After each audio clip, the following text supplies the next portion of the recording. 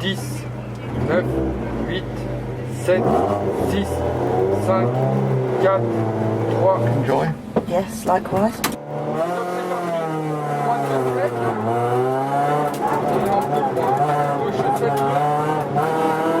We interpret because it gives us a rush. Hi, and welcome to Translation Lives, a YouTube channel about interpreting and translation.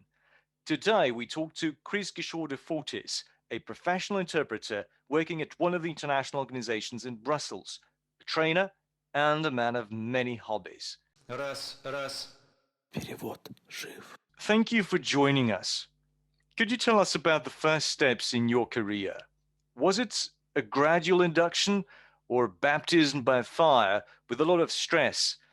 And what helped you to survive and grow professionally? I went straight from my interpreting school to the international organization in Brussels, where I became a staff interpreter from the very first day. And it was sink or swim. I mean, the level was very high, it was extremely demanding, and I moved from school straight into that very highly professional universe, and it was very difficult to start with. Do you recall, did you ever see the film called Rush about Niki Lauda and James Hunt in Formula One? It showed this rivalry in the 70s between these top Formula One drivers. You may know that I also do rally driving, so that is a big component of my stress recipe. And in the film, you see James Hunt, who was this brilliant driver. Every time before a race, he would vomit. he would be standing there by the side of his car, he'd be sick, then he'd get in the car and win the race. And in some ways, that was both a physiological reaction to the stress and also part of his preparation. It became like a mantra for him, because we all need these procedures whereby we get ready to perform at a high level. And that was one of his, I think originally it was unconscious, and it became part of his preparation, strangely enough. Now, when I arrived at my employer in Brussels, immediately after leaving school, I would be sick every day for about 6 months. Obviously, I didn't do it in the booth. I went to hide in the toilets, but because I was so stressed, because it was a high stress environment. So I moved really from the school, which was like a kindergarten as regards interpreting, with no stress present, to suddenly being up here in the stratosphere of stress, where the demands were extremely high, the delegates were very, very demanding, the technical level was very difficult to master. And so I didn't learn it immediately. No, it took me, I don't know how long it took me. It probably took me a couple of years working as a staff interpreter day in, day out. So this means, what, 150 days a year, 200 days a year, before I began to get a handle on the stress. And I say I began to get a handle. And it was because of that, because of the hell I'd been through for the first couple of years, that I wanted to avoid this for my students and for up-and-coming generations of interpreters. And every time I had a generation of students, I always saw them, 9 out of 10 of them fall flat on their face when it came to exams, when it came to tests, when it came to working at a high level, because they were stressed. And they lost, they lost between, 20 and 50% of their resources, which they'd studied really hard to acquire under the effects of stress. So if you think about it, you have to do one of two things. You either have to be so good that even if you lose 30%, say, of your ability under stress, you're still good enough, or you have to fight the stress, which means that you can perform closer to your best ability all the time. And something I always try and train my students to do, who are young interpreters doing their master's degrees, is not necessarily to get better on their best day, but to find a way to be consistently closer to their best. So the performance is not going up and down, but it's remaining more or less constant, as of course has to happen with professionals, because failing, drying up in the booth or running out of the booth screaming is not an option when you're a professional interpreter. So I suppose if I were to try and summarize my 5 hours of stress lecture in 30 seconds, it would be a mixture of physical and psychological measures. Physical, being comfortable in the booth, doing breathing exercises, maybe sophrology, maybe meditation, maybe prayer, a series of methods enabling you to not give in to the stress. Another way which I often recommend students or young interpreters work is to have micro pauses. Now, you may or may not recall, you're probably too young for this, that back in the late 70s, I was a tennis player at one time. I was a professional tennis player, And a lot of the stress relieving techniques which are used by professional athletes, I find are extremely useful for interpreters, because basically simultaneous interpreting is like the Olympic Games, for your brain. Anyway, and there was a time when Arthur Ashe, the American, was playing Jimmy Connors in the final in Wimbledon. And Jimmy Connors, in fact, was probably the best player of his time. And Arthur Ashe was the pretender, and no one really expected him to have reached the finals at Wimbledon. And he actually won. And the way he won was by working on micro meditations. So in between points and in between changing ends and seconds, close his eyes, close everything else out, and just be there in his core and recover psychologically. And he'd do this all the time. And I find that interpreting, we have gaps and pauses of 5, 10, 15 seconds regularly. I mean, it can even happen with a slow speaker in between phrases sometimes. Close your eyes, and the whole point is to be able to de-stress yourself 100%, not 70, not 60, just evacuate everything, and nothing else exists other than your inner core. That's like a physical way of recovering rapidly. Перевод. Жив. I put together a whole series of tricks and methods to combat the stress and to use the stress, because combating it is not enough. Yeah, we need the stress in the booth. How many times has it happened to you in the booth that you've been interpreting and you suddenly come out with a word, and as you were saying it, you thought, where did that come from? I didn't know I knew that word. And the reason you can access it is because of the dopamine and the adrenaline, which enable you to get to, as the Heineken advert says, get to parts of your brain that you can't normally reach. So it's not just fighting stress, it's actually using stress. So you're never afraid that the assignment would be too difficult and that you won't be able to do it 100%? Well, first of all, I don't ever manage to interpret 100%. I never have yet. If I manage it one day, I'll let you know. And that's something I think which is also has a de-stressing effect, because I think that in interpreting schools, either tacitly or overtly, students are led to believe that you are supposed to reach 100% perfection. I don't know if this happens at Middlebury, but it certainly happens in lots of other schools. But it doesn't, as we all know, it doesn't exist. You cannot interpret perfectly. It just doesn't happen.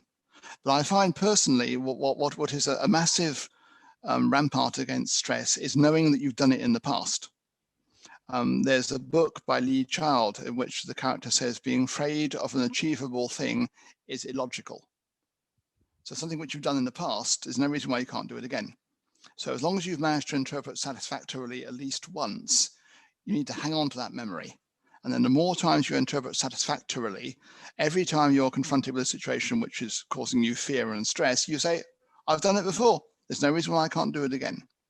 But of course, it's hard at the beginning of the career because you don't have that storehouse of memories of all the times you've interpreted correctly and you resisted the stress and you met the challenges. Again, this is like another part of my life when I was an ambulance paramedic. And when you're an ambulance paramedic, there isn't time to think. The only way you can access the right equipment and the right techniques when someone's dying in front of you is to have done it many, many times before. So it becomes like an automatism. And so another way of fighting stress, which I find very useful, is to build as many automatic reflexes as you can, muscle memories, because then you know that when you've got nothing left apart from your reflex, the muscle memory is the right one. And it's like having a safety net. You can jump into the void and land on the safety net, knowing it will not hurt because the net is there. And that's what our reflexes, to me, become as interpreters. And it does take time. It cannot be done overnight. All you can do is indicate pointers to people, maybe explain to them that stress doesn't hurt. It hurts, but it doesn't kill.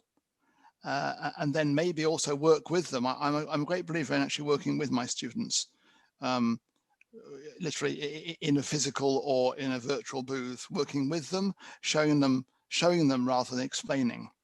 And this is one of the principles behind the philosophy of a book called The Inner Game of Tennis, which you may have read or heard about. If you haven't, I recommend you do. It's a short book, doesn't cost much.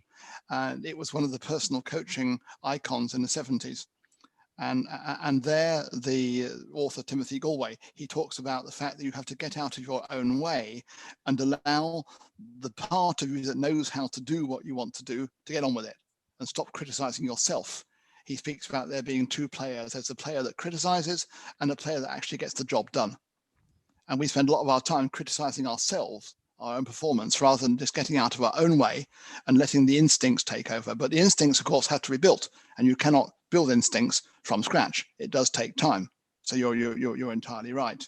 You said that you take your students together with you in your booth, and that's something that is rarely seen elsewhere. But if that happens to you on a different assignment, for example, when inadvertently you get a novice into the booth, and so that person is your boothmate, and you're in a very serious assignment, a high-level assignment, and you see that that person is not coping, what would you do? Would you ask the organizers to find a replacement? Would you give that person less time? Or would you let that person fail and learn from mistakes? That is an interesting scenario, Alex, quite a tricky one. It doesn't happen in my professional life because where I work, people can't just turn up and work. It's extremely hard to get access to my professional environment, and you would not be with somebody who couldn't do it. It simply wouldn't happen. But in many other contexts, I work in lots of places where I interpret, and that situation can and has occurred. Now, it depends to an extent, of course, on how much leeway you have and what the expectations of the client are. If there is what the French call an obligation de résultat, i.e. you have to provide interpreting. You cannot have 30 seconds of a performance which is below the required level, then the option of allowing people to fail is not there. I would just add, by the way, as a parenthesis, that a lot of my training, again, is based on sports analogies. And in sports training, we say that failure is a detour and not a dead end, which means that failure is something you have to go through to get to your destination, but it's not a dead end. So failure is useful. Failure, we learn from failure. I mean, we learn from failure in life, we learn from failure in interpreting. And to open a second parenthesis, I do a lot of this, unfortunately, you cannot hope to navigate life or interpreting without falling flat on your face. And what distinguishes those people who make a career of interpreting and become excellent interpreters from those who remain either mediocre or give it up is how you react to the failure, not the fact that you don't fail. But to circle back to your question, Alex, which is a very good question, if the situation allows it, and one example of this is where I interpret every Sunday, I interpret at church, we interpret everything. Well, the sermon, the songs, everything into French from English. Now there, I will often work with my students who are still in master's students, and it's a safe environment because if they fail, either for a micro failure or a macro failure, I take over immediately. And the minute they've got their confidence back, and I can feel from their presence next to me whether they're ready to go again, then I give them the floor again. Then if they fail again, I take it back again. But in that situation, the clients are more understanding than they would be with my professional employer, who wouldn't understand failure even for 5 seconds. It simply can't happen. So yes, people need to fail. They need to learn that they can get back in the saddle after failure. And I don't know what your experience is like, Dimitri and Alex, but my experience of interpreting is that one of the differences between a true professional and a beginner is that when you fail, you get back in the saddle within seconds.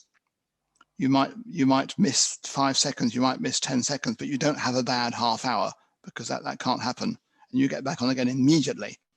Again, if you use the analogy of tennis playing, which is very dear to my heart because it was a career I had in the past, if you miss a shot in tennis, and you think about that shot you just missed, you're going to miss the next shot and the shot after that.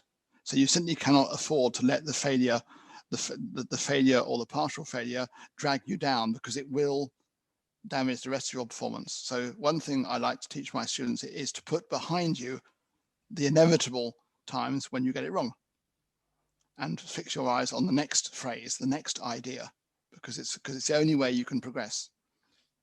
So judging by your answer, it seems like you're saying that people must fail, but not on your watch. But if we move on to a question that I think is becoming ever more important given the world of remote simultaneous interpreting and all kinds of IFE technology. And again, it may be not that relevant to you in at least some of your working environments. But let's take the quality of incoming sound. We know that if you're interpreting at the real physical conference and the delegate is not speaking into the microphone, usually it's an easy enough problem to fix. You can just, say that, and somebody hopefully will point the delegate's attention to the fact that something needs to be done. But what if you're in a situation where just the incoming quality of the sound is subpar, and you may not even realize this until you actually start interpreting? All kinds of dodgy things might happen once you start using the same channel. So you realize you kind of can hear, but the quality is really inferior. What would be your rule of thumb? Would you still think that if possible you should try and save the event, interpret maybe 30% of what's being said, but make the best of this? Or would you feel entirely justified saying the quality of the sound is too low, interpretation is impossible due to technical reasons? It's hugely complex. The first thing is to know whether your standards are the trade's standards, i.e. you're having difficulty interpreting. Some of it may be due to poor sound. Some of it may be due to the density of the speech. Some of it may be due to a foreign accent. There can be lots of stressors and lots of reasons why you're finding interpreting hard. Now, do you know where the bar is set by the profession? So how do you know whether that sound is generally judged by our profession, by IEC maybe, or by other instances in our profession, to be insufficient? If you know where the bar is set, and you know what can be reasonably expected by way of interpreting, then you can say when the sound is poor, and you need to find a way of saying it which is professional, which is calm, and which is clear. Then you need to say the level of sound is insufficient for the interpretation to be accomplished correctly. The interpreter will begin to interpret again when the sound returns to an acceptable level. Now, to me, it's extremely important that you have a wording which you use rather than rely on being completely stressed out and angry at the delegates, at the world, at the computer in front of you, and blurting out something which is not going to be professional or clear. So it's very important to have a script. And I've written out my own scripts in both my working languages. Then you need to know, is it reasonable to implement this script now? Now, one of my former students in Brussels has launched a hashtag, which is #GetAHeadset. And of course, we've all been there. We're all wearing headsets today because we're interpreters and we know what the difference it makes. And we all know that however good the sound chain, however good your Ethernet connection, however good your software, however many other pieces of software you've closed down to enable only the interpreting software to function, if delegates don't play by the rules and don't wear a headset, don't use Ethernet connection, the sound is going to be insufficient at times. It will happen inevitably. One of the environments I interpret in is also highly classified, which means that the signals are companded. They are compressed and then re-expanded because they have to be encrypted. And that also adds to the lack of clarity of sound. So all these things can add up to a situation where it is not reasonable to expect the interpreter to be able to interpret on that occasion. Now, then you have to judge, is this going to last 30 seconds? Is it one speaker who's just answering one question or asking one question and I can cope with it? Is it going to last half an hour?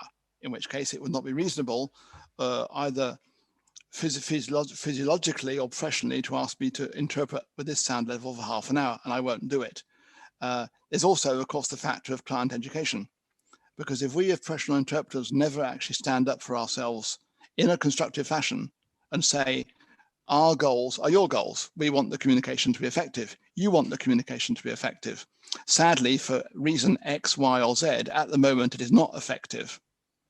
So all this has to play into the assessment you're going to make on the fly as to whether it's appropriate to stop interpreting. But it gets even more complicated, of course, because we work in teams, don't we? We work in teams of 2 or 3. And can you make a judgment call which involves your entire team? Are you head of team? Do you have a head of team? In which case you have to work out who has the authorization to make the judgment call. If you're working in a physical environment where some delegates are present and some are remote, then you can actually explain to the chairman or to the secretary or to the organizers why interpretation is being suspended. If they're not physically there, it's harder to do. Then, of course, there's another factor. Let's say you're interpreting a meeting where English is the lingua franca, as it so frequently is, and you're working, let's say, in my situation, into French, which is what I do most of the time. Now, if you say on the French channel which you're interpreting on, the sound quality is insufficient, it does not reach professional standards, therefore the interpreter will suspend interpretation until such time as the sound returns to normal. Do you say it on the French channel where only the francophones are listening, or do you say it on the English channel where everyone hears you?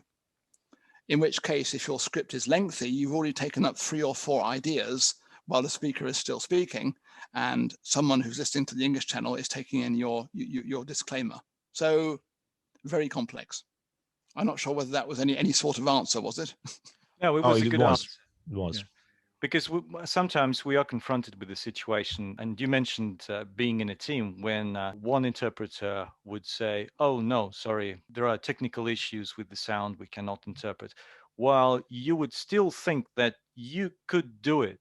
If you get 3 words out of 5, you can still make some sense of it. And if you know that people can't be without interpretation, if it's an important meeting for them and there is absolutely no way that it could be fixed in any foreseeable future, then you would think that you as someone, as an interpreter who is a bridge between cultures and blah, blah, blah, you need to help them. So you would tend to say, okay, we'll do it somehow. But as you said correctly, you might have a colleague who would say, oh, no, sorry. If he's the first one, then basically you can't do anything else. You can't say, oh, no, I'll do it.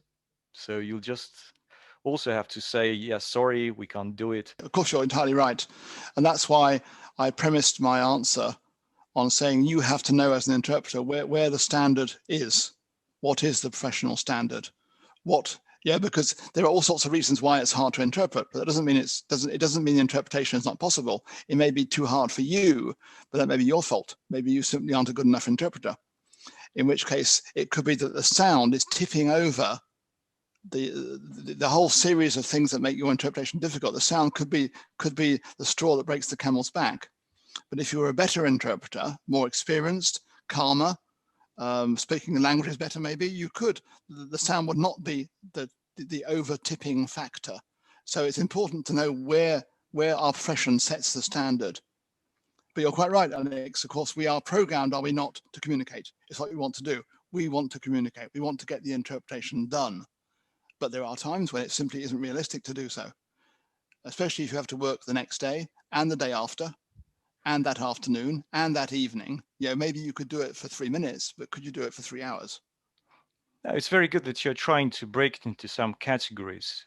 Saying that there is threshold A, threshold B, threshold C, because sometimes people just give one answer to all situations. Maybe we could now also move into what you call degraded mode. Maybe you could just describe of how you arrived at this and how it actually helped you in real life interpreting. I must admit that when Alex first wrote to me about degraded mode, I was extremely happy because it's a bit of a lonely furrow which I've been ploughing now for quite a few years in interpreter training and interpreting, and I'll explain how I got there in a minute. But to me, it is actually the key. It is the one technique which is fundamental to correct interpreting, in my opinion. You've got the UN, you've got this place where I work, you have other international organizations where speeches are consistently very fast, very dense, and where the political stakes are extremely high. And all these things add up to making interpretation extremely difficult, which is why I came up with the degraded mode. Now, I also call it limp-home mode and get-you-home mode.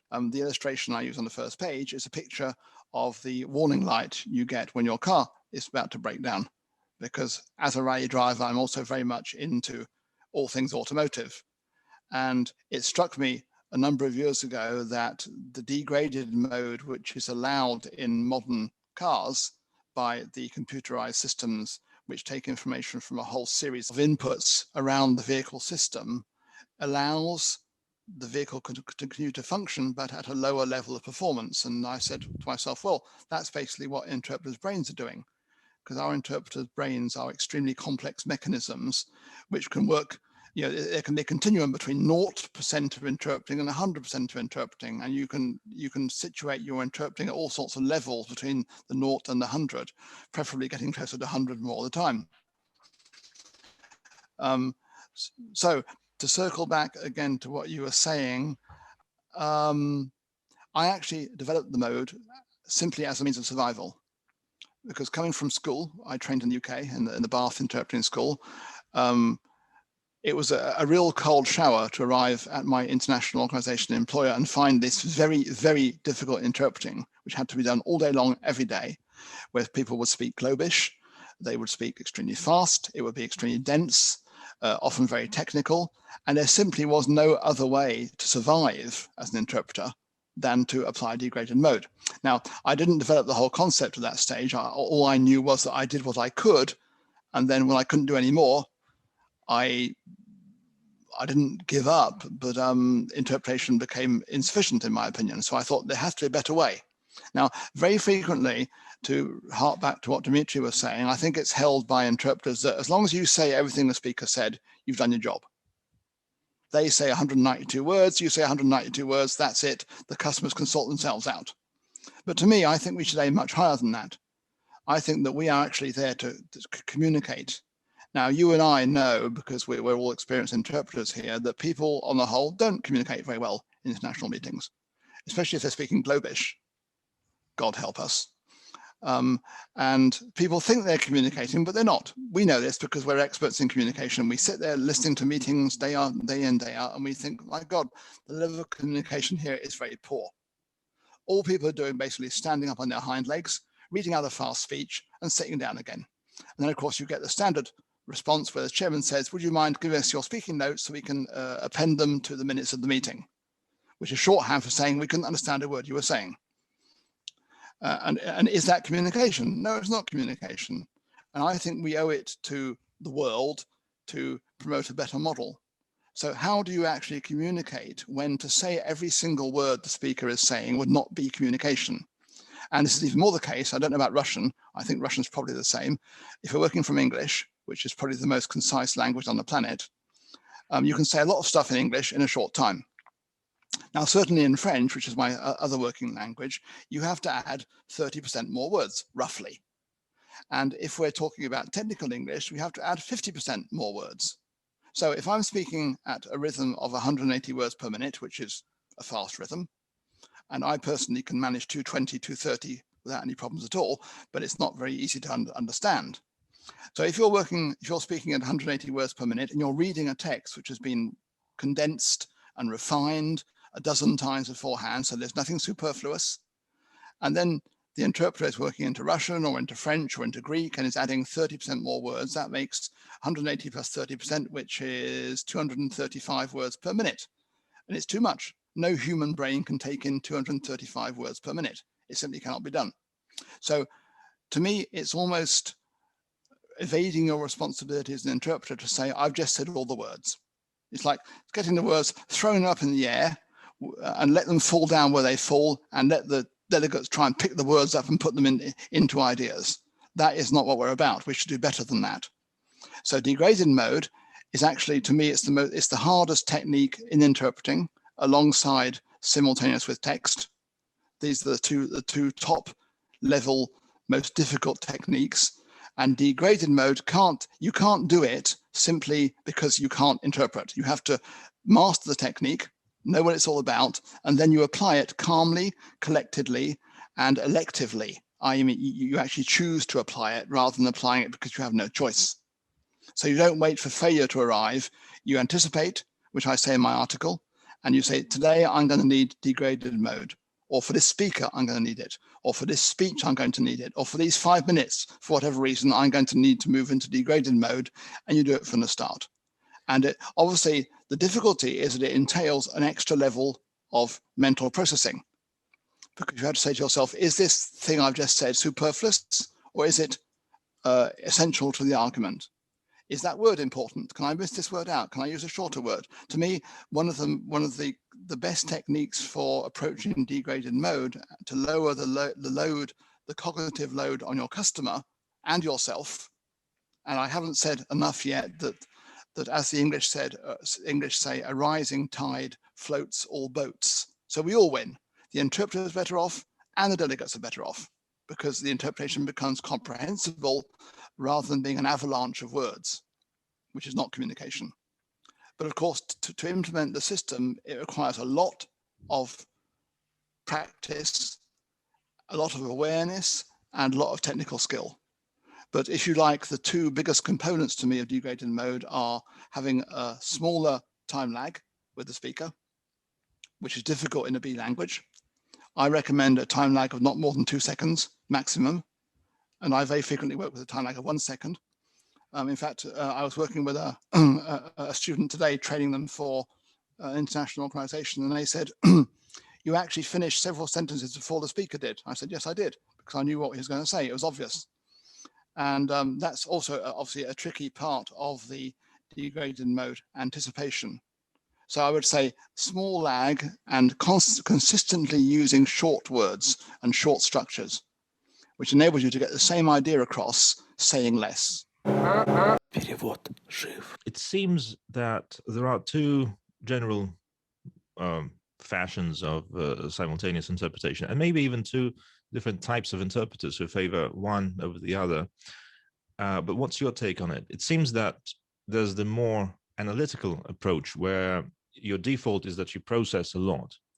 You really understand where the speaker is coming from. You have time to sort of monitor the message at a number of levels, including this overarching idea, where the speaker is going with this whole speech, and trying to make sense of it. And there's just sort of staying really close to the speaker, trying to respond to each word or phrase with a word or phrase, not necessarily always knowing what it is you're saying or how this all plays into the bigger picture, but being really quick with your reflexes, having a flexible vocabulary, and being able to play this game of simultaneous interpretation, ping-pong.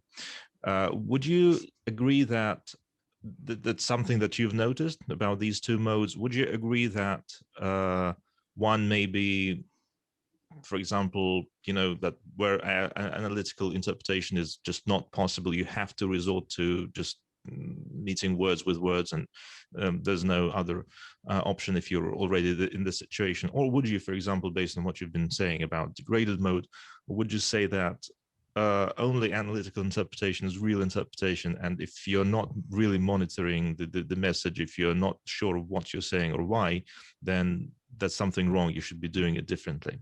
The first thing I would say is that the whole idea of degraded mode shouldn't be taken as a justification for doing bad interpreting.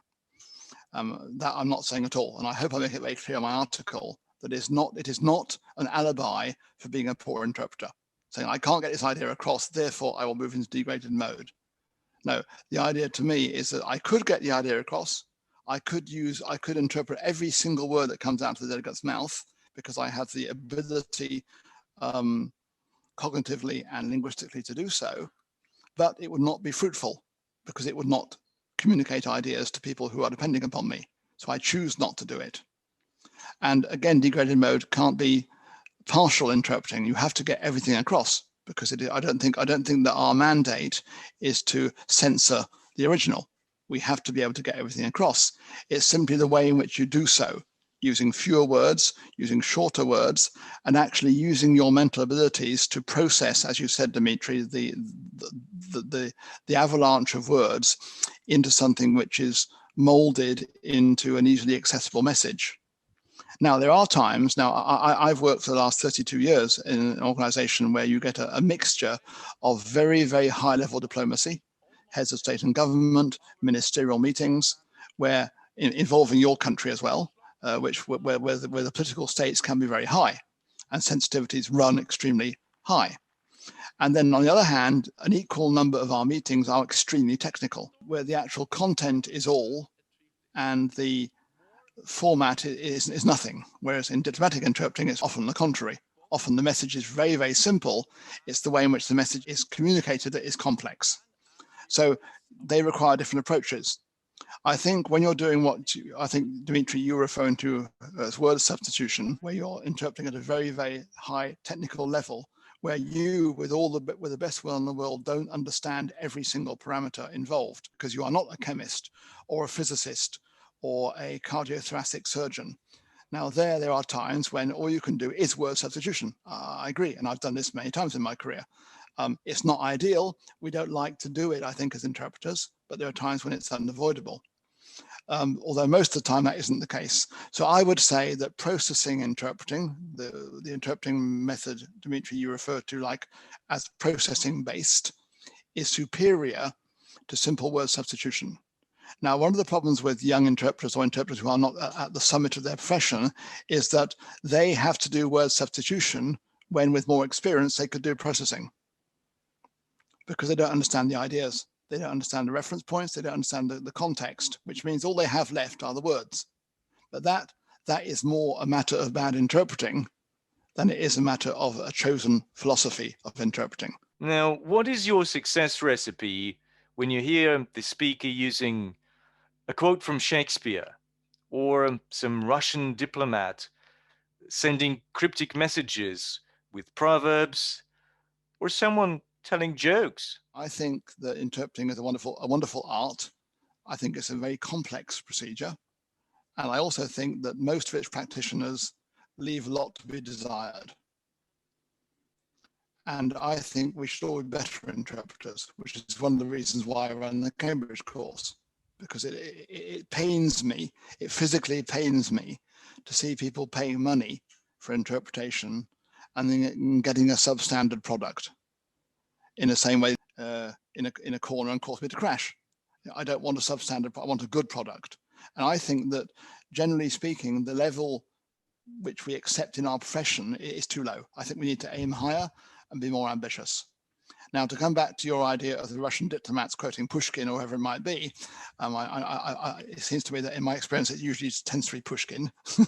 I think personally that it's a wonderful present to an interpreter to have a speaker who quotes literature, who makes jokes, who uses wordplay, because it enables us to show the full panoply of our skills, but only if we have a full panoply of skills. The reason I put together the talk or the whole concept, which I often talk about, of interpreting quotations, literature, jokes, and that sort of thing, is because the general reaction of an interpreter I find when someone quotes an author or a poem or makes a joke or uses wordplay is to shut down. You see the shutters behind the interpreter's eyes shut down. The interpreter is thinking without thinking, is thinking, I can't be expected to do that, it's literature. Or I can't be expected to do that, it's a poem. Or they can't expect me to interpret that because it's Russian or English or French from 3 centuries ago. Conscience doth make cowards of us all, and thus the native hue of resolution is sicklied o'er with the pale cast of thought, and enterprises of great pith and moment with this regard their currents turn awry and lose the name of action. I don't agree. I think, yes, of course we can be expected to interpret it. We're supposed to interpret everything. And the harder it is, the more it gives you the chance to show how good you are, which to me is one of my stress techniques as well. To me, you should be actively looking for hard things to interpret because they give you a chance to bask in the beauty of good interpreting, which is a massive pleasure. You know, why do we interpret? We interpret because it gives us a rush, among other things. And it gives you more of a rush when the obstacles to be overcome are greater. In the same way that in a rally car, you don't want to rally on a motorway, it's boring. There are no bends. You want difficult roads in the south of France, in the Alps, where you have gravel on the road, and you have ice, and you have snow, and you have camber, and you have corners you can cut, which enables you to actually deploy your skills. So the more the speaker says, allow me now to quote our national poet from the 14th century, and he turns to the booth and says, I'm not sure what the translators are going to do with this. And I say, bring it on, make it hard, give me a chance to shine. And that, to me, obviously is based on confidence. You have to have confidence in your own abilities. You also have to have knowledge of literature. You have to have knowledge of registers in your active languages that aren't common registers. You know, if I want to say in English, the lady doth protest too much, methinks. There's a whole series of things in that phrase in English which are not normal modern English. And if you can't master that, then you can't really have a decent shot at interpreting literature. The same goes for jokes. I love interpreting jokes. In fact, in the Cambridge course, there's a joke which I liked, what we call in English a shaggy dog story. You know the term shaggy dog story? It's a long joke, a joke that lasts for ages. And I tell these because I've interpreted many times in the booth these very lengthy jokes. And of course, you're interpreting and you're hoping against hope that the actual punchline will be interpretable because you don't know. And you find a solution. What do you do if it's not interpretable, or if it's not easy to interpret? Well, I was actually doing this on Saturday. I had a class with my second year master's students, and we used a speech by, you may have heard of him, Sir Ken Robinson, who is a very, very able, he's a theoretician. He died recently, a theoretician on education in the UK. And the man is a master. He has masterful comic timing. So he went off to Tibet and joined a monastery, and he's been a monk now for over 30 years, and he's been a close associate of the Dalai Lama. And also he's taken part in all kinds of research into the effects of meditation on the brain. You know, the Dalai Lama is actually very interested in the science of meditation. So Matthew Ricard is, Mathieu, do the French for you. Mathieu is officially recognised now as the happiest person on earth. Honestly, that must be a burden, mustn't it, socially? Mustn't it? You can't show up anywhere and be miserable. You know, people get you under the Trade Description Act. I mean, what's this, you know? He's brilliant. And of course, my students, who are mostly French and French A's, don't understand humour in the same way that the Brits do. It's a different way of looking at the world. And so while this year I have a very good cohort of students, they're one of the best I've ever had, they simply could not do it because they didn't get the humour and they didn't see the humour coming. And so I said to them, if you've got an audience who starts to laugh, this should give you an idea that what the speaker just said was funny. So you've got to find some way of making your customers laugh. Now, you may have to tell a different joke. You may have to say, for God's sake, please laugh, or the interpreter will get the sack, something like that, which always works. Or just use a few words like, and there you have it. I think I've said it all. Surely that's enough, something like that. And people will start to grin. There are hundreds of ways of doing it, but you have to dare to do it.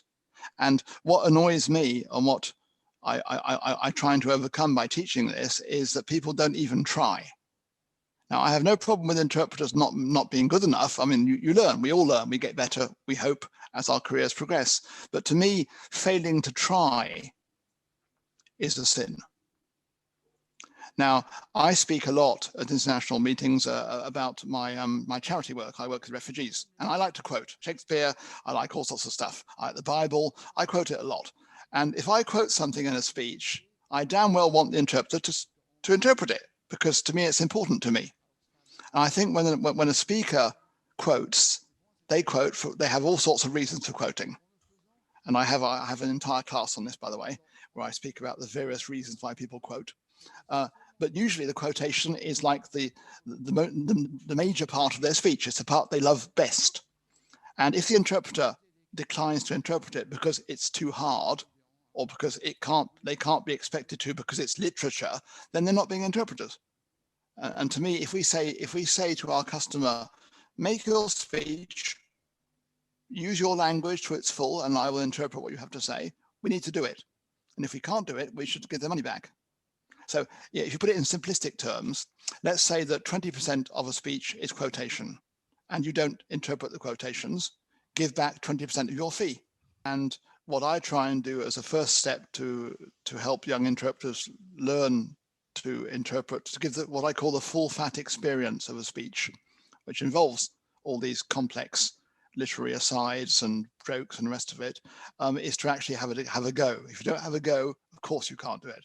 You start to have a go, you say, I'm going to try, I'm going to give it a try, which is more or less the content of one of the slides I think Alex was referring to that I used in the Terp Summit, giving all the various levels at which you might want to pitch your interpreting when you're faced with something complicated or quotation. You know, what is the basic level? What is the best level? And you have all sorts of gradations in between.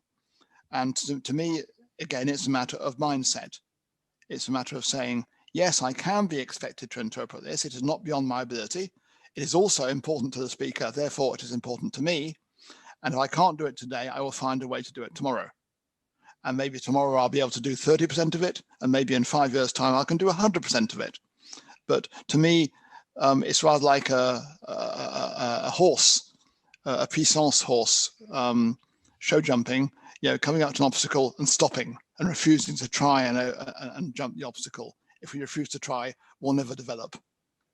It's like one of the cartoons I used in my stress class, a man lying on the floor, and his friend comes up and says, why are you lying on the floor? And he says, well, I was dropped as a baby. You know, okay, we may start on the floor, but we don't have to stay on the floor our entire lives. Okay, that's a good one. So we've talked about the nice things. What about the bad things? Have you ever had to deal with obscenities? Very tricky. Depends on the context, like everything in interpreting. You know, there is a head of state not far removed from the country which you two come from, who has a habit of coming out with some fairly complex phrases to interpret, which provide a challenge which you would not expect as an interpreter. And there are other speakers also in South America. And in fact, these days, with the rise of populism, there are quite a lot of leaders now who don't tend to play by the rules, you know, by the hitherto accepted rules. One of them has recently stepped down from a major superpower. And these people don't speak like normal diplomats. And it can be a challenge because you sort of know as an interpreter what the rules of the game are, and you say, oh, I can be fairly sure that we're not going to hear the N word or the C word or the F word coming out of the mouth of a diplomat, or indeed any speaker in an international conference. But that isn't always the case. And very frequently these days with populists, they will actually use language to shock in that way. And that opens a whole new can of worms. You know, what is the mandate? I mean, Dimitri referred earlier to what our remit, where our remit ends. So I thought it was a nice phrase, actually. Where does our remit end? And it's a very complex answer to that question. And I don't purport to have the only truth. I think that we are hired as interpreters to get the same idea and impression into the minds of our customers as reaches the minds of those listening directly. So if a speaker uses a rude word, which is perhaps rude in my culture, maybe not in yours. I mean, my wife comes from the United States, and they use some words that I would never dream of using in the UK because it's a different culture. And so what might be acceptable to an American would not be acceptable to a Brit. And what might be acceptable to a Frenchman might not be to a Spaniard. And so that's a matter of knowing the culture of the languages which you interpret. And of course you should, because otherwise you're not really an interpreter. But to come back to what you were saying, I don't think there are many situations. There's only been one that I can recall in my entire career where I actually didn't interpret something because it was embarrassing. And in some ways, I think I wanted to spare the delegate the embarrassment of having other people understood what he said. Basically, it was sexist. And it was something which I personally found offensive. But that didn't mean that I shouldn't interpret it. But I made a judgment call in the moment that a lot of people would have found it offensive, and that would have rebounded against the person who used the expression, which I think would not have helped the debate in that room on that day. Had he said it 3 or 4 times, then I would have interpreted it. But if it slipped out once, I think that I served the communication in that meeting better by not saying what he said. I can think of other instances where people have said things which were purposely embarrassing or tendentious or annoying, in which case go for it, because if they're doing it on purpose. I mean, I'm thinking, for example, of interpreting. The first time I came across such a situation was with Vladimir Zhirinovsky, whom I'm sure you know, who come from the country you come from. And as you probably know, he doesn't speak in a very classical fashion. And in this case, he was speaking English. And I was thinking, if a speaker has certain ideas which are perhaps not mainstream, let's put it that way, if you interpret these ideas faithfully, you give the whole world a chance to realize that these ideas are not mainstream. So I really don't think that part of our remit is to censor. I don't see why it would be, quite frankly. So personally, speaking as an interpreter who enjoys the challenge, I like it when people start to shout at each other and to use off-the-wall terminology, because it gives me a chance to exercise my interpreting muscle. Well, thank you for confirming my own observations. Is that usually the test, the criteria would be whether it's done on purpose or not. So if it's done on purpose, you interpret that. If it's done, accidentally, then you'd better stay on the safe side. Let's maybe talk a little bit about clients. Have you ever faced some ridiculousness on the part of the clients? Any unreasonable demands or complaints? What, if you could give us some examples of some of the most unreasonable things that have been said about your interpretation? Until we realize that as interpreters, we're moving in an environment where nobody else in that environment understands what makes our lives easy or hard, until we understand that, we're not going to be serene as interpreters. We're not going to be happy, and we're not going to be high performance either, because we need to understand that every other player in the meeting environment has no idea what goes on in our heads and no idea what makes our life hard or easy. So I think it's important to start from that premise. They're not doing it on purpose generally. Generally, when expectations are unrealistic of interpreters, it's because the people don't understand what's going on. And I have many examples I can quote of the lack of understanding of delegates and users and minute writers and secretaries and sound technicians. For example, a sound technician doesn't interpret, and they will often supply headphones or headsets that aren't appropriate for interpreting because they haven't ever used them for interpreting. That's just an example. One thing I've come across a number of occasions has been, I found this rather unjust, a customer or client complaining that the interpreter was speaking too fast. I don't just mean me, who tends to speak fast, when all the interpreter was actually doing was speaking as fast as the delegate. But of course, the client wasn't listening to the delegate, the client was listening to the interpreter. So I think it's hardly fair to criticize the interpreter for speaking at the same speed as the delegate, which very frequently, working from English, is still going to involve using get you home mode to an extent, because to keep the same speed and not increase the speed, you have to prune. So I don't think it's legitimate to criticize. Of course, the customer doesn't know this. All the customer knows is that they've heard somebody speaking very fast. So that's often been a source of wonderment to me. Generally speaking, another thing which obviously happens to all of us, I think at least I'm sure it's happened to you too, is when the interpreter becomes a pawn in the political game. And I don't know where you two work. I don't know enough about your careers to be able to speak properly about this, but in lots of international environments, the interpretation is one component in a political game. I think it's important to realize that, and sometimes we can be used like a fuse. We're used as a fuse, and we're accused of having interpreted wrongly. When all that's happened is a speaker is aware of having gone too far, or said the wrong thing, and is desperately trying to recover without losing face. And so I think it's important when you work for an international organization to realize that you are a component it's like a play. In a play, basically, and the linguistics part of it is one more factor in the interplay between nations, between ambassadors, between ministers, between national delegates, and sometimes you will be used as a pretext. And of course, it feels profoundly unfair when you know you've done a good job and the speaker says, "I was mistranslated," and you know you didn't get it wrong. Everyone turns to the booth and says, "Oh, the translator or the interpreter got it wrong." The best way to counter that in my own experience is to know you did it correctly.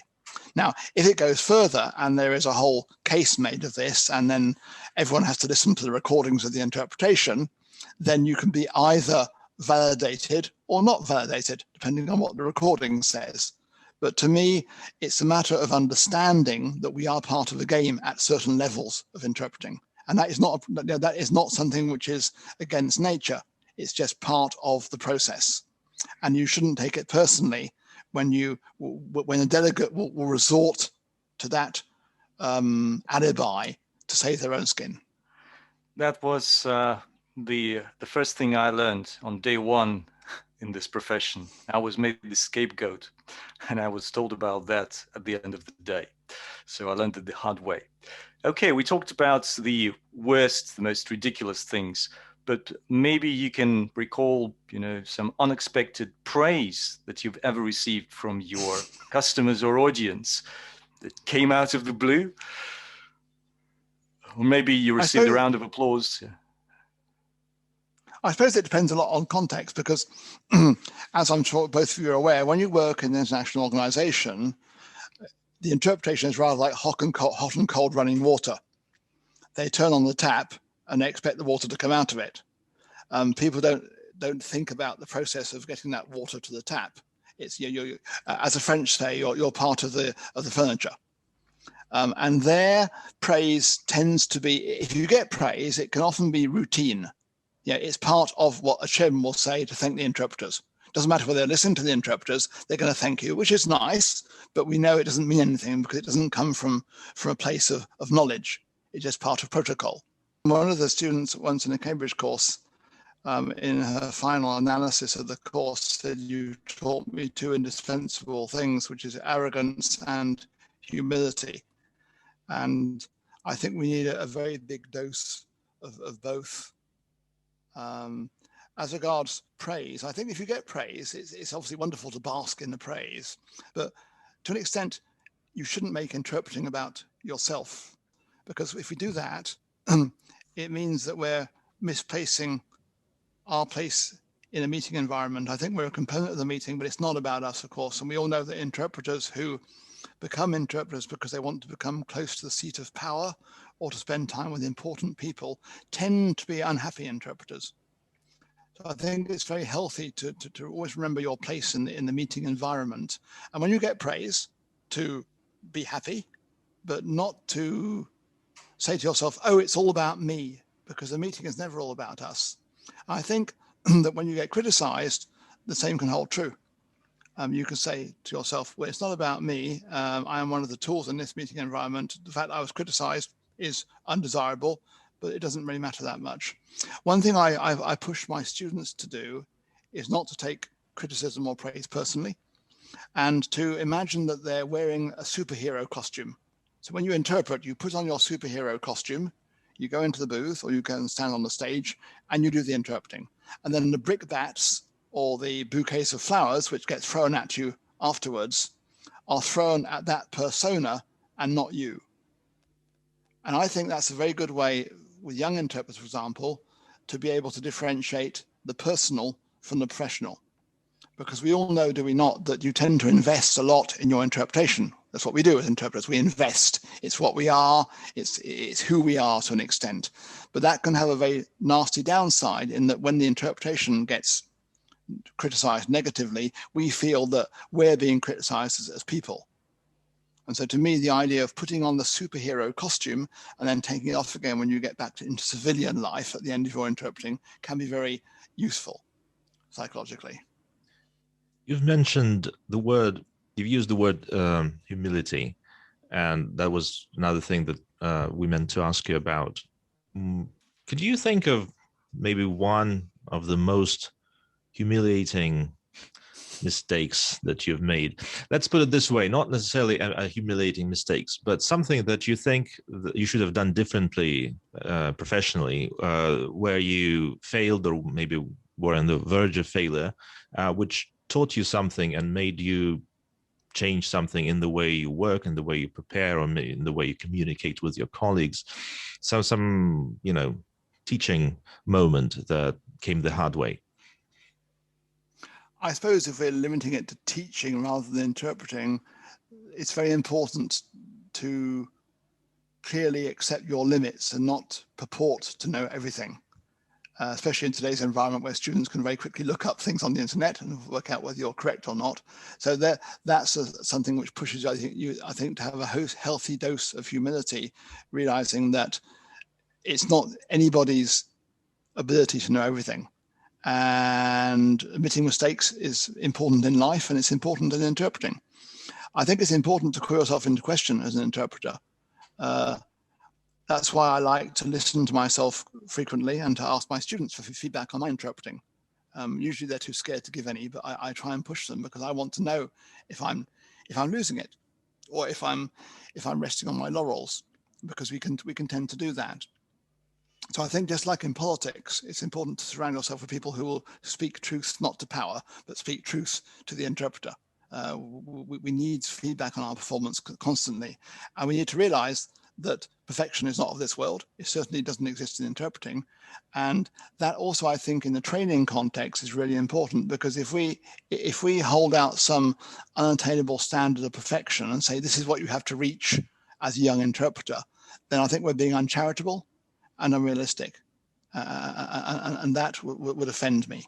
As regards moments where I have fallen flat on my face, yes, we've definitely done it. I mean, it's the standard sort of thing we get when interpreting Globish, is the chairman saying, now I would like to, a German chairman saying, I will now give the floor to France. And so you say, in French, you say, I will now give the floor to the French delegation. And the poor German delegate, who is called France, doesn't get the floor. And the French delegate says, well, I didn't ask for the floor. That sort of things happened to me on a number of occasions. I remember another occasion when I was interpreting at church, and I'm sharing full transparency here, which was very embarrassing.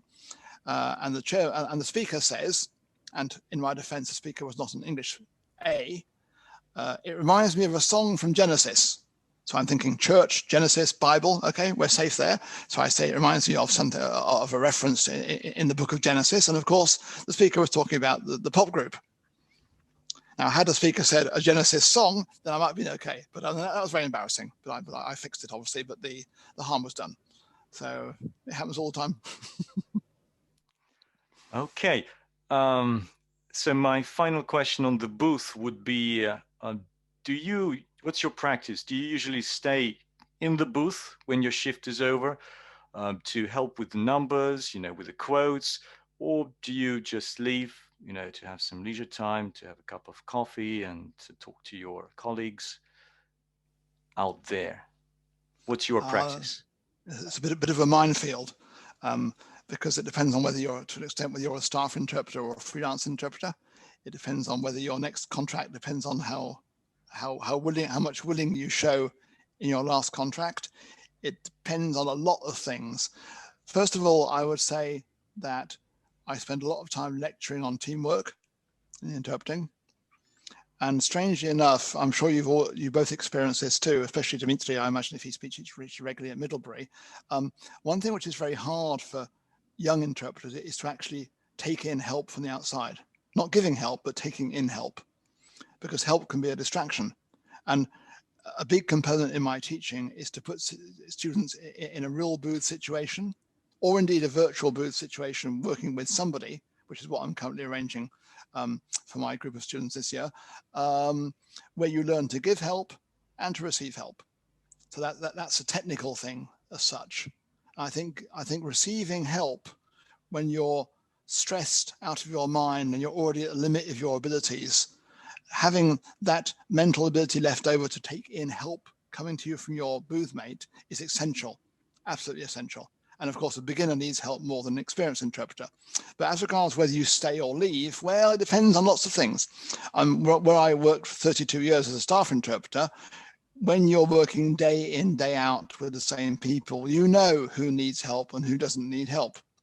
Also, if you're working as a staff interpreter, you have admin stuff to do. Yeah, because being an interpreter is only one part of what you do as an international civil servant. And a lot of the work you have to do when you go to work is not just interpreting. So I think you'll probably find, as a rule, staff interpreters tend to stay in the booth less than freelance interpreters. It's really important, I think, to stay in the booth because the performance of the team is everything. And of course, you work as a binôme or a trinôme, 2 of you or 3 of you.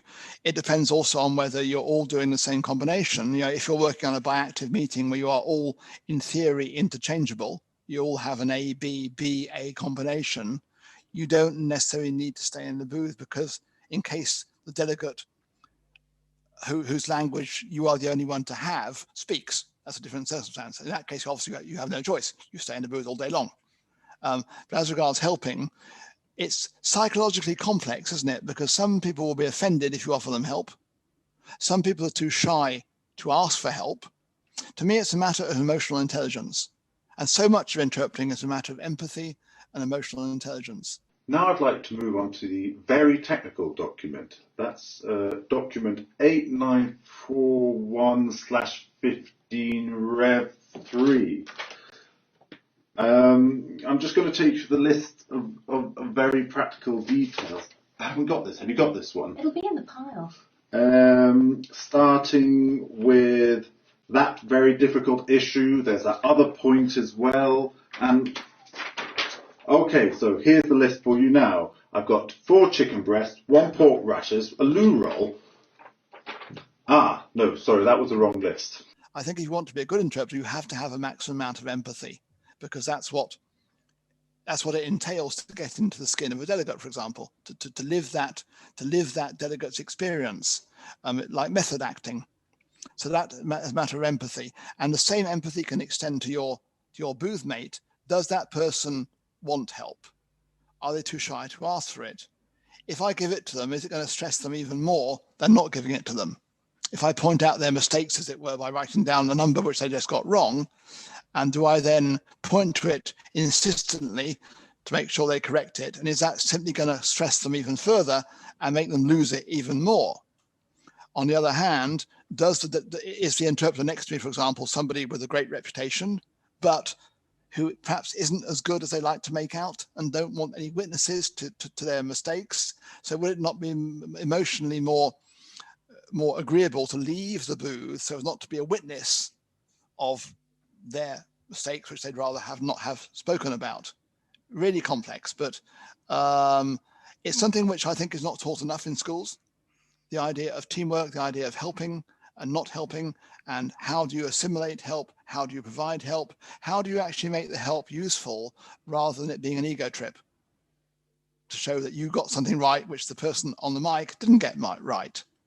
And there again, it's very important to realize that it's easy to be wise after the event, or it's very easy to catch something when you're not on the mic, which your colleague has missed because they're concentrating. Maybe if you have a quick answer to this, what are the qualities of the worst possible boothmate? It puts me in mind of what a very famous French booth interpreter used to say, a very famous teacher too. He would say, the conference interpreter washes. The conference interpreter washes every day. I suppose people who stink, you like spending time in the booth with people who smell, people who shout, especially in a mobile booth, where you can't open the door for fear of annoying the delegates, and the same holds true for people who smell, people wearing too much perfume, people hogging the mic or not wanting to take the mic. Ready for our presentation on swine fever. Swine fever, I know a lot about it, read a lot. I'll do this one. So yes, thank you for giving me the floor, Chairman. Thank you, Poland. And now I'd like to hand the floor to Austria. He's really difficult. I know this delegate. What? I'll do him. Yes, thank you, Chairman, for giving me the floor on what is a very... Thank you. And now I'd like to hand the floor over to Rudolf. Thank you very much indeed. You talked a lot about your different and diverse hobbies throughout the interview. So what we've identified, what we found is that actually hobbies can help interpreters do a better job by training their reaction and responsiveness, all these psychosomatic things that may help in the skill itself. So could you maybe dwell on it a little bit more and tell us about your hobbies and the way they help you in your career? Yeah, thanks for asking that question, because it is something which hadn't actually occurred to me until someone pointed it out one day, that I do things which have a lot in common with interpreting. Maybe dangerous things, maybe things where failure carries a heavy price. I suppose the tennis, which was my first real career after leaving university, tennis is something where you have to be in the moment, where you have to use stress to scale greater heights rather than allow yourself to be dismantled by stress, to have absolute concentration which you can switch on like the flick of a switch instantaneously, being able to put past mistakes out of your mind again instantaneously and get back on in a saddle immediately. Yeah, the idea of missing a shot because you're thinking about the shot you just missed, that sort of thing. The idea also, which as I mentioned is part of the inner game of tennis concept, of allowing your instincts to take over and stop outthinking yourself, stop second guessing yourself, and going with the flow, basically. I suppose the paramedic work, now there the stakes are high because the stakes could be death. I mean, if you get it wrong as a paramedic, you can allow someone to die or even cause someone to die. And that taught me a lot about the importance of preparation, the importance of acquiring muscle memory. Yeah, let's say you've got a heart attack, right? You arrive with the ambulance in the middle of the street, in the middle of the night, it's pouring with rain, it's a stressful environment. You need to know where every cannula is kept, where the electrodes for the defibrillator are kept. You can't be thinking about it. You need to know where the right syringe is, where the adrenaline is kept. All these things have to be like muscle memory. You reach to the right and you pick up the adrenaline. You reach to the left and you get the electrodes to plug into the defibrillator. You can't be thinking, where do we keep the electrodes and what voltage do we have to apply here? It all has to be muscle memory. And that can only be acquired through constant practice. So from that point of view, where human lives can be at stake, it's essential to practice very frequently and to have protocols, i.e. the syringe is always kept in the top right-hand drawer. We don't need to go looking for the syringe, that sort of thing. And that in interpreting can be extremely useful, I think, to have protocols, to have muscle memory, to have habits where you just reflexively reach for something and it's there. Rally driving is something different again, because rally driving taught me concentration. If you miss your braking point or you fail to see a patch of ice or gravel on the apex of a bend, you can be dead, which is even worse than interpreting. Because interpreting, if your mind wanders momentarily, you probably won't die immediately. You might just lose that client. So the stakes at play in rally driving taught me a lot about being in the moment and having total focus. In rallying, it's on the next bend. In the booth, it's on the next idea. And that, to me, this faculty to be able to concentrate, to go from 0 to 100, as it were, in concentration instantaneously, is something which lots of young interpreters don't manage to acquire easily. And it's something which I think an experienced interpreter has in spades, being able to ramp up your effort immediately and not allow yourself to be distracted. In interpreting, if you allow yourself to think about anything other than the next idea, you're going to miss something. In rally driving, you allow any thought to intrude, which is not the next breaking point, you're going to crash.